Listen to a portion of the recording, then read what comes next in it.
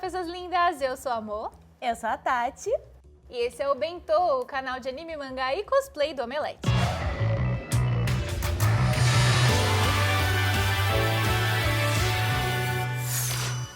Antes de começar o vídeo, já deixa seu like, se inscreve no canal e se prepara para comentar, porque eu quero saber a sua opinião sobre o vídeo de hoje. Chainsaw Man é uma obra que já vem fazendo sucesso há um bom tempo por causa do mangá, e agora com o anime, né, também trazendo inovações e fazendo muito sucesso, a gente não podia deixar de falar dele. E é a primeira vez, né, que a gente vê assim, com um fenômeno tão grande em que o mangá já tá fazendo muito sucesso e agora com o anime vindo, né, as próprias vendas do mangá já escalonaram e tem uma equipe assim bem forte, né, de profissionais envolvidos na produção desse anime, então a gente vai falar várias curiosidades e um pouco mais sobre quem está envolvido também na produção. Exatamente. E Chainsaw Man, para quem não conhece, é uma história escrita por Tatsuki Fujimoto, que acompanha a trajetória de Denji, um jovem garoto que trabalha como caçador de demônios para pagar as dívidas que seu pai falecido fez com a máfia. O mangá foi lançado em 2018 e foi finalizado em 2020, essa primeira parte, porque a segunda parte já começou,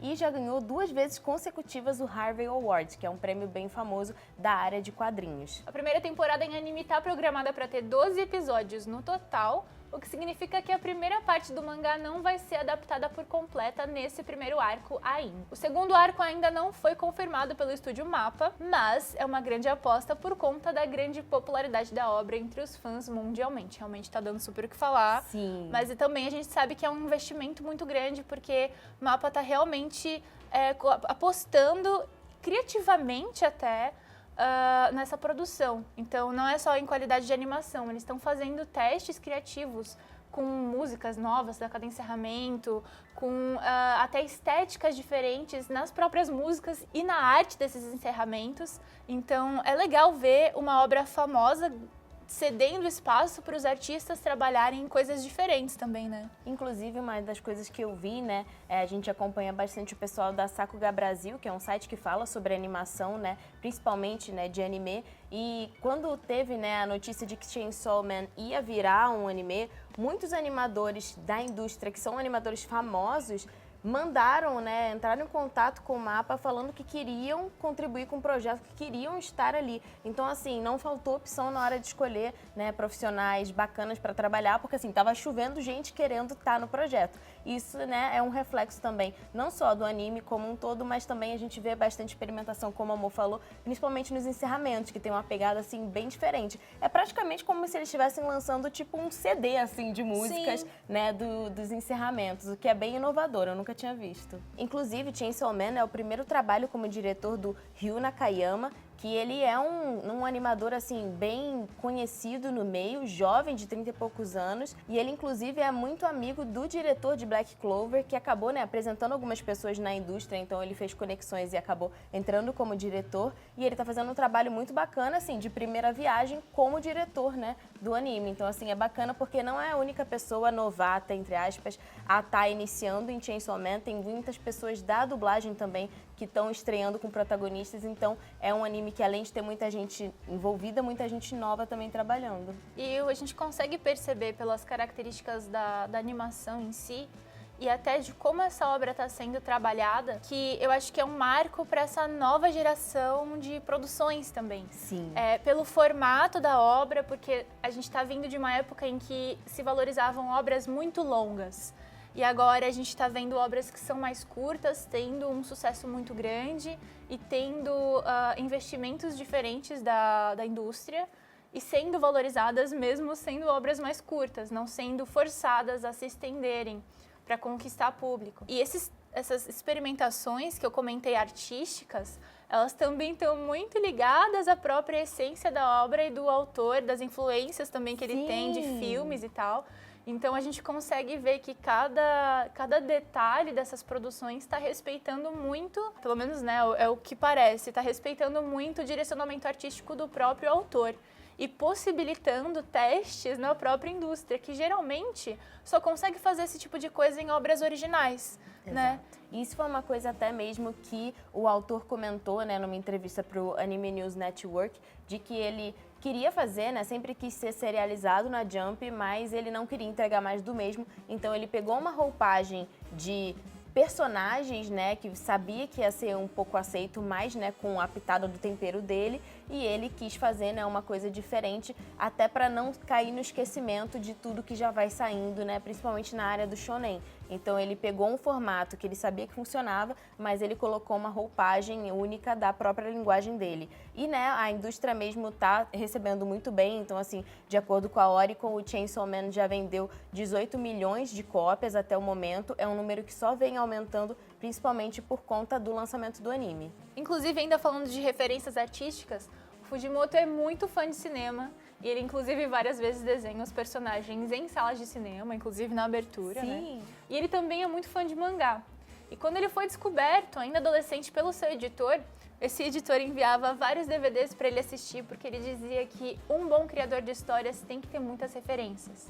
E muitas vezes dá para perceber que o Fujimoto comenta sobre essas obras em textos de comentários do autor do mangá. Tem umas fileirinhas assim. Sim, que sempre todos os mangakás têm, né? É. Que eles tipo, vão escrevendo novidades da vida deles ou indicando coisas. E ele várias vezes indica coisas que ele tá assistindo, né? Então é bacana. Até a galera da internet fez uma lista de todas as referências e todas as coisas que ele indicou ao longo do mangá até o momento. Assim, um grande listão pra você assistir. Inclusive, no último vídeo que a gente fez sobre apostas da temporada, dessa temporada que tá acontecendo, a gente falou e mostrou sobre alguns trechos da abertura, né, que eram inspirados em filmes do Tarantino. Então tem Pulp Fiction, tem o próprio Cães de Aluguel, que a gente vai falar um pouquinho mais sobre a inspiração, principalmente em relação aos personagens. Tem o Scott Pilgrim, Massacre da Serra Elétrica, né, que é um pouco óbvio. Sim. O Sharknado, inclusive, tem um personagem que é o Bean, que é inspirado no próprio filme. Clube da Luta, Constantine e muitos outros, né? E dentro da parte de mangás, várias vezes os fãs já fizeram alguns recortes de cenas do mangá de Chainsaw Man que tem inspiração em outras cenas de mangá. Então, seja em Berserk, em Jojo, Dragon Ball, tem uma hora que a personagem faz uma pose do Kamehameha e muitos outros. Então, é uma caça de easter eggs. Inclusive, numa entrevista para o Anime News Network, ele disse que queria que Chainsaw Man fosse um furikuri do mal. O que faz muito sentido, porque em Furikuri o protagonista ele também tem essa motivação ligada aos hormônios da adolescência, sabe? Sim. Ele também se inspirou muito no trabalho do Hideki Arai, que é autor de Miyamoto Karakimie, que teve inclusive dorama em 2019, e The World Is Mine. Inclusive, o The World Is Mine, como mangá, dá pra perceber bastante inspiração em relação ao próprio traço, que é um traço mais cru, assim, tem bastante ashura, bastante desses splashes, assim, principalmente em cenas de ação. Então, se vocês olharem um pouquinho das cenas, vocês vão ver algumas semelhanças, assim, de inspiração. Uma coisa que me chama muito a atenção e que eu acho que é uma tacada de gênio é o design dos personagens. Total. Porque ele consegue fazer personagens que têm um design completamente simples, é tudo muito simples, é muito cosplayável. Todo mundo aí em casa tem cosplay de Chainsaw Man no armário, tá? Mas ainda assim eles são extremamente marcantes, diferentes entre eles e tem muita personalidade, né? E isso faz com que seja um design campeão também, justamente pela simplicidade, sem perder a essência da mensagem que o personagem se propõe a entregar, enfim. Eu acho isso um ponto espetacular também de mencionar. Total, e eu tinha comentado sobre a inspiração, né, que ele teve nos filmes do Tarantino e essa questão da própria organização de caçadores de demônios, você vê uma inspiração muito grande no filme Cães de Aluguel, principalmente porque, né, os agentes, né, tanto do filme quanto do anime, eles usam, né, o terninho mesmo, o terninho preto, então você consegue ver uma semelhança muito grande. E tem algumas curiosidades interessantes, eu descobri, né, nessa pesquisa que a Power, ela é muito inspirada, né, no Eric Cartman, do South Park. O que faz muito sentido. Faz. Ela tem o tom caótico, né, dele, completamente aleatório. Desbocada também. Sim, sim, muito bom. E eu acho que a relação deles com os bichinhos também, né, do Denji com o Potita e da Power com Miauzinho. o Miauzinho. É muito boa também, justamente, e gera essa empatia. Eu acho que não só eles como personagens, mas como eles se relacionam com o mundo e como eles se relacionam entre eles também. Porque a gente vai vendo um crescimento e um amadurecimento muito grande, justamente. São adolescentes, eles são novos, eles estão descobrindo o mundo. O mundo é cruel e eles estão se desenvolvendo e aprendendo, e eles vão mudando muito também nesse processo. As próprias motivações, né, que eles têm. Inclusive, tem uma curiosidade muito legal em relação ao character design, porque tem 2 character designs, né? Kazutaka Sugiyama é character design do anime, que trabalhou em Mushoku Tensei e lida com os personagens, e tem Kiyotaka Oshiyama, que é o character design de demônios. Curiosamente, também foi character design de demônios de Devil May Cry Baby, o que tem tudo a ver, né? Sim. E aí você consegue perceber que existe uma atenção especial para adaptar, né, o visual desses seres demoníacos, né, pro anime, o que eu acho muito legal. A gente precisa falar da dublagem, amiga. A gente precisa falar das vozes originais da dublagem, porque a dublagem brasileira já tá saindo, mas acho importante a gente também falar das vozes originais, porque, né, como a Tati tinha comentado, tem muita gente que tá estreando, de certa forma, como protagonista, que tá ali no começo dessa construção de um repertório de protagonista, né? E um desses nomes é a Ai Fairu, que faz a Jolene, de JoJo's Bizarre Adventure, que inclusive também, pra mim, isso daí já é um easter egg. E ela faz a Power também em Chainsaw Man. O próprio, né, seiyuu, que a gente chama, que são os dubladores japoneses, né, que fazem as vozes originais, do Denji, que é o Kikonosuke Toya, ele também faz, é o primeiro protagonista dele. O Shogo Sakata, que também faz o Aki, é o segundo protagonista dele. Então eu acho muito legal, porque é uma produção que dá chance para, né, primeiros talentos ali que estão começando na indústria. O que, para um nome tão grande e tão esperado como Chainsaw Man, talvez não fosse, né, uma coisa comum da indústria. Você geralmente acaba escolhendo pessoas que, né, já tem ali um público, já tem uma comunidade, e não foi o caso. Então é muito legal eles darem espaço. Uau, uau! Pro nagai da yo! E acho legal a gente mencionar também as vozes brasileiras sempre. Aqui a gente sempre vai ter espaço para os dubladores nacionais. Sim. E é legal mencionar aqui o Eric Buglou, que faz o Denji, a Luísa Viotti como Makima, Pamela Rodrigues como Power e Sérgio Cantu como Aki, né? A gente colocou só os principais. Vai ter muito nome ainda da dublagem pela frente para ser anunciado. São muitos personagens, Sim. né? Então, assim, é uma equipe realmente que precisa de bastante gente para estar ali contracenando. Sim. E tá muito excelente a dublagem também. Como sempre, a gente tá vendo, vindo pra cá cada vez mais coisa dublada e cada vez mais sincronizado com o Japão também. E isso é um grande marco. Inclusive com Mob Psycho, a gente já comentou. Sim. Que tá vindo exatamente junto com o Japão essa dublagem. Uma logística absurda de incrível. Então, prestigiem a dublagem também. Relaxa aí. Eu não esqueci, Potita. A gente vai matar ele já já. A Mo já tinha comentado, né, sobre essa questão das endings, né, que é uma coisa bastante inovadora. E eles praticamente, como eu disse anteriormente, fizeram um CD com grandes nomes da música japonesa. Então, assim, a gente vai ter 12 músicas. A cada final de episódio vai ter uma ending diferente, com uma animação própria e com uma música única. Então, assim, eu nunca vi isso acontecer. Não. É incrível, é absolutamente incrível, assim, deve ter custado um dinheiro, porque assim, para chamar essa galera de peso é muito legal.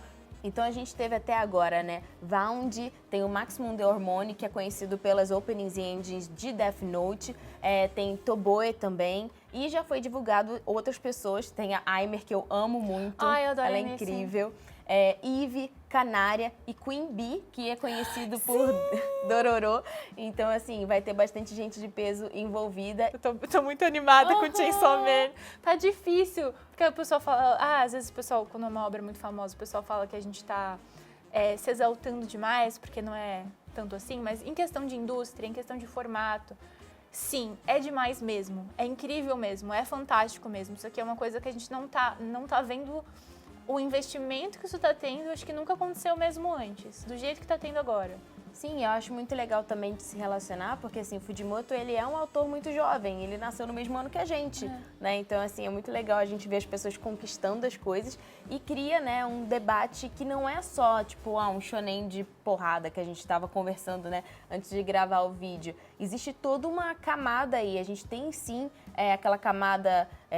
superficial de ser, né, aquela ação e de, né, ter a pancadaria ali, de ter essa questão de ter um adolescente ali ligado, sendo movido pelos hormônios, né, da adolescência, ele quer ter experiências e tal, mas também existe por debaixo disso toda uma discussão, assim, e até o pessoal fala que, né, o autor, ele tem uma ligação muito forte com o niilismo por questão dessa motivação do porquê eu existo, qual é a minha motivação de viver, né? Qual é o meu papel na sociedade, quais são os meus sonhos, quando eu conquisto os meus sonhos, e aí? O que eu faço em seguida, né? Tipo, era o que eu imaginava, não era o que eu imaginava. Então, assim, tem várias camadas aí que é muito bacana de você, né, ir percebendo. E, assim, até me relaciona, assim. O Dente foi um personagem que eu não achei que eu ia me ligar tanto, mas ele traz essa lembrança de você também valorizar o que é simples, né? Que muitas vezes, tipo, a gente acaba não valorizando as coisas básicas, que é ter abrigo, ter comida, ter uma família, né?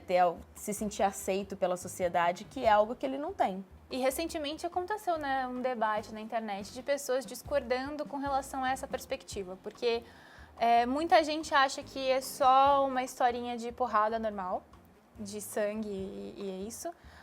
E tem pessoas que estão vendo outras mensagens na obra. Eu acho que pode ser os dois. Exato. Né? Realmente, pode ser os dois. Pode te entregar aquilo que você quer assistir, ou pode não condizer tanto com aquilo que você curte ou gosta. Mas eu acho que o interessante de Chainsaw Man é justamente o uso desses personagens que estão dentro do formato de uma revista para adolescentes, né? Eles são personagens que não mudam tanto de outras obras que a gente já assistiu, assim, que a gente já viu. Naruto, Jujutsu, Bleach. Tem, assim, o mesmo formato, afinal, é um shonen. Mas, por conta das próprias referências cinematográficas, até no mangá dá pra perceber que o ritmo de como ele conta essa história é diferente dessas outras obras, né? As propostas são diferentes. Então, eu acho interessante ver isso em Chainsaw Man e aproveitar esses aspectos e entender ali o que a gente achar interessante de ser entendido. Eu gosto muito do Denji ter esse propósito simplista, sabe? Tipo, primeiro que ele só quer sobreviver, né? Esse é o ponto da vida dele. E falar de pobreza, né, em qualquer lugar é incômodo. Porque a gente não gosta de lidar com isso, ainda mais no Japão, que é um país que nega completamente esse aspecto de si mesmo. Exato. Tem áreas miseráveis no Japão também e ninguém gosta de mostrar isso no turismo. É muito avançado o país para isso, mas não é, né? Então é interessante ver esse assunto sendo debatido também numa revista que é feita para o público jovem. E não só uma pobreza material, mas uma pobreza também emocional, né? Essa busca que ele quer, eu quero ter experiências, eu quero ter uma namorada, eu quero tocar numa garota. Tem essa camada superficial de ser uma coisa ligada à própria idade, né? Que ele é um adolescente ali, levado pelos hormônios, mas tem um fundo de um total abandono familiar, né? Não tem mãe, não tem pai, assim, foi totalmente jogado no mundo sem nenhum tipo de apoio. Então, assim, ele quer ser amado, ele quer ser validado e isso é colocado ali como, né, uma vontade de interação carnal, né? E muitas vezes as pessoas torcem o nariz para Chainsaw Man por causa disso, mas não é, para mim, um ponto negativo, é um ponto reflexivo, né, sobre essa questão da própria pobreza num geral, né? Seja material ou emocional. Eu até cheguei a comentar com a Tati que eu acho que eu gosto justamente por ser escancarado, assim. O Denji, ele não esconde e não é aleatório, sabe? Não é simplesmente, meu Deus, quero tocar em peito de mulher, vou lá tocar em peito de mulher. Vou assediar alguém. Não, e as personagens femininas, elas não estão ali para servir aos personagens masculinos também. Elas são independentes e elas não... ao meu ver, mesmo que tenha close de peito, é pela perspectiva dele. E eu não vejo como se estivesse diminuindo elas, porque elas não se colocam nessa posição também, né? Então, tem até um motivo para isso. Sim, né? A gente estava vendo algumas entrevistas do autor e ele fala muito que ele gosta muito de mulheres poderosas e ele tem, assim, uma queda por mulheres que subjugam homens. Então, isso fica muito claro quando você vê, né, as personagens femininas como a Power ou a Máquina usando da sua feminilidade para ganhar algum tipo de vantagem, algum tipo de poder sobre os personagens masculinos. Isso tem relação principalmente com essa queda que o autor tem por esse tipo de mulher e ele acaba colocando isso nas personagens femininas. Sim. Mas eu acho interessante justamente porque elas colocam numa posição em que elas não estão sendo submetidas a violências, né? elas são independentes e não necessariamente precisa ser uma mulher frágil para ser uma boa mulher, porque a Power, ela cresce muito, né? Mesmo que ela faça isso com ele em algum momento, ela também cresce muito, independe disso. Então, tem mais profundidade. Eu gosto da profundidade. E existe uma troca. Existe uma troca. Tá, mas o que você tá achando de Chainsaw Man? Você já tá assistindo? Não tá ainda? Vai lá assistir, depois comenta aqui com a gente. Leia o mangá também que tá saindo aqui no Brasil. A gente quer saber e também queremos saber se vocês querem que a gente continue falando de Chainsaw Man, cobrindo, falando mais coisas, enfim, reagindo. Exato. Né? 50 comentários a gente faz outro vídeo de Chainsaw Man. Até porque tem a parte 2 rolando, né, no Japão, e assim, a parte 2, o Chainsaw Man 2, ele é totalmente diferente do Chainsaw Man 1, tem outros personagens, né, a história muda um pouco de visão, então assim, se vocês quiserem que a gente fale mais sobre, comenta aqui. E além de vocês comentarem aqui, a gente precisa que vocês mandem um potita, porque a gente só tem um mocone e a gente quer um potita. É verdade, manda um DM pra mim lá no Twitter falando, quer te dar um potita, amor, pra você colocar no cenário do Bentô. E aí eu mando minha caixa postal, vocês mandam um potita pra gente. Combinado? É nóis.